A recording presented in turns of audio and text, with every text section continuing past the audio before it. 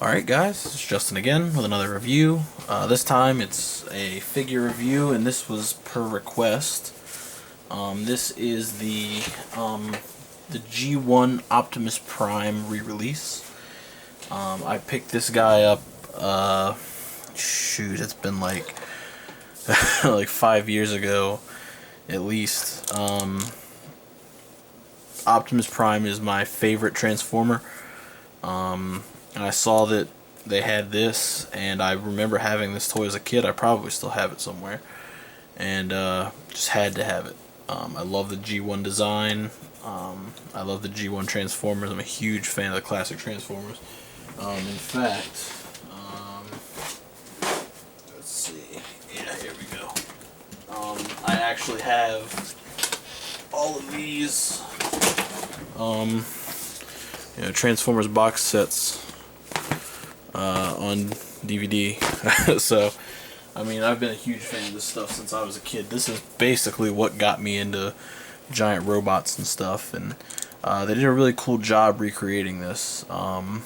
They used the same stuff as the classics, where you could hold your finger over the little black sticker, and when you took your finger off, it would reveal the Autobots and the Decepticons logo, and that was kind of like their seal of authenticity. So it comes with the trailer, but this is the truck mode.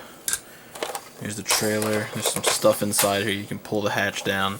And if you press this down, you can split it in half, and it's got like a little, almost like a hanger, I guess.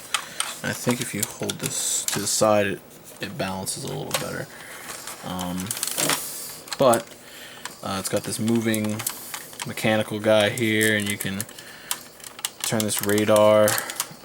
He's got another little, like an arm here. There's two little guns.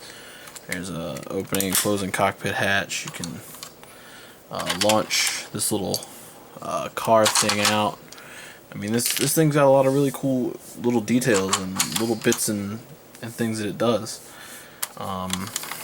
As for Optimus himself, which is the main focus, of course, he's molded in a dark blue, kind of like a medium red. It's got some silver stickers that go around him, which hold on pretty well, given that I've had this guy for a few years. The Autobots emblems are painted or printed on, I'm not sure. There's lots of chrome here, clear windows, clear things for the back, and lots of chrome for the rims, rubber tires. All in all, it's pretty nicely molded. Looks really good. So for transforming him, it's pretty straightforward. You just flip his legs down, just like that, feet forward, and he's already standing. Arms out, shoulders out, flip his hands down, spin his head around, and he's pretty much done. It's just a matter of popping on his hands. Let's figure out which one's which. And there's those, and you pop his gun in there, and you have a G1 Optimus Prime. It doesn't have the best articulation. I mean, he can't move his feet forward at all, so all of his poses are going to be kind of like running, I guess. But it's a really cool toy. I love Optimus Prime, and this was a really big throwback to when I was a kid. I mean, I didn't have this toy when it first came out, but somewhere down the line I picked up a G1 Optimus when I was younger, and if I can find it, if I can dig it out. I was talking to Ed a while back about this super awesome toy shed that I have, which has got a majority of my childhood toys in that I still have. And I'm thinking that maybe if the weather isn't too crazy and I can get out there early enough in the day, not sleep a whole day away, if I can get all that, I might do like a little tour of it, depending on how crowded it is in there. I haven't been in there in years. But we'll talk about that later. But yeah, this is a really cool Optimus toy. It's not the best mold of Optimus in the world. He's got like kind of lanky arms and legs. They look kind of funky. The mold, or I mean the proportions are really weird.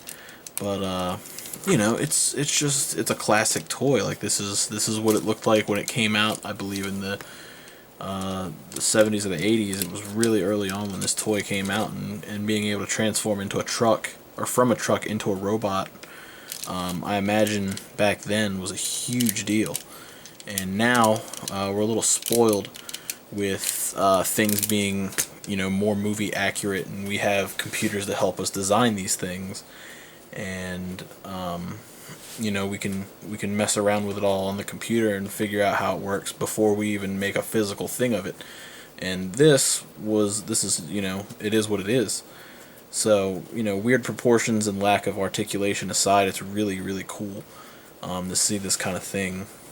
And I really, like I said, I love G1 Optimus, and being able to own one of the original, or at least even a recast of the original toy, is just really cool.